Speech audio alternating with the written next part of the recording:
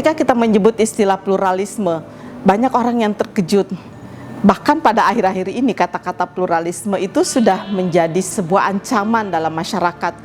Seolah-olah kalau kita menyebut pluralisme itu kita menyebut sesuatu yang tidak menyenangkan atau bahkan sesuatu yang terlarang. Apa pasalnya?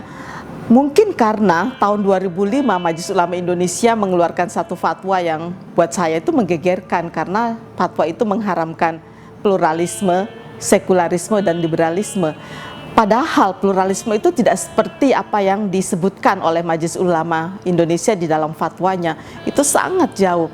Pluralisme itu adalah sebuah ungkapan yang indah sekali karena berisi konsep atau nilai-nilai yang mengedepankan nilai-nilai kemanusiaan. Bahkan dalam banyak analisis saya melihat bahwa prinsip-prinsip di dalam pluralisme itu sangat kompatibel, sangat sesuai dengan inti ajaran Islam.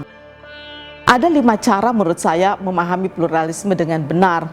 Yang pertama adalah bahwa pluralisme itu bukan sekedar mengakui pluralitas, mengakui keberagaman, bukan itu. Buat saya pluralisme itu adalah jauh ya dari sekedar mengakui pluralitas. Sebab kalau kita sekedar mengakui pluralitas itu tidak membawa efek positif dan konstruktif di dalam kehidupan masyarakat kita. Pluralisme itu adalah lebih dari sekedar pluralitas, tetapi ada keinginan untuk menerima dan mengakui keberagaman dan perbedaan yang ada di masyarakat. Pengakuan dan penerimaan ini amat sangat penting, karena itu prinsip di dalam pluralisme adalah mau menerima dan mau mengakui keberagaman dan perbedaan yang ada dalam masyarakat. Yang kedua adalah bagaimana memahami pluralisme bukan sekedar toleransi, tetapi lebih dari itu. Karena kalau toleransi itu tidak membutuhkan knowing dan understanding, pemahaman dan pengetahuan tentang sesuatu. Karena itu pluralisme lebih kepada bagaimana kita mau memahami, mau mengetahui secara mendalam tentang sesuatu. Pengetahuan dan pemahaman ini mengantarkan kita untuk bukan saja menghormati perbedaan, tapi juga mau memberikan perlindungan kepada orang yang berbeda, kepada mereka yang tidak sefaham dengan kita. Lalu yang ketiga menurut saya adalah pluralisme itu bukan sinkretisme. Jadi dalam pluralisme itu bukan kita ingin mencampur adukkan berbagai kepercayaan dan agama yang berbeda-beda, tetapi pengakuan terhadap eksistensi perbedaan itu penting. Akan tetapi perbedaan itu tidak menjadikan kita untuk memusuhi, apalagi menegasikan ya eksistensi yang lain.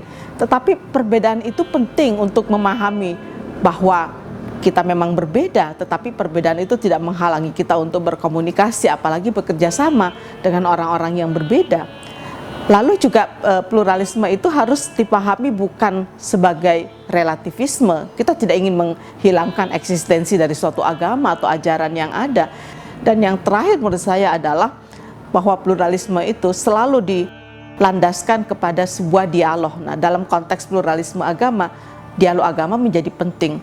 Tetapi yang harus dipahami ketika kita bicara dialog agama, bahwa itu bukan hanya sekedar verbalitas, bukan hanya sekedar berbicara satu sama lain, tetapi lebih kepada membangun aksi-aksi konkret, mengedepankan kerjasama, merespon persoalan-persoalan bersama dalam kehidupan bersama di masyarakat. Karena itu menurut saya pluralisme adalah satu-satunya jalan bagi kita, masyarakat yang heterogen seperti Indonesia, untuk membangun masa depan Indonesia, terutama dari keberagaman agama, keberagaman kepercayaan, untuk menuju perdamaian dalam arti yang sesungguhnya.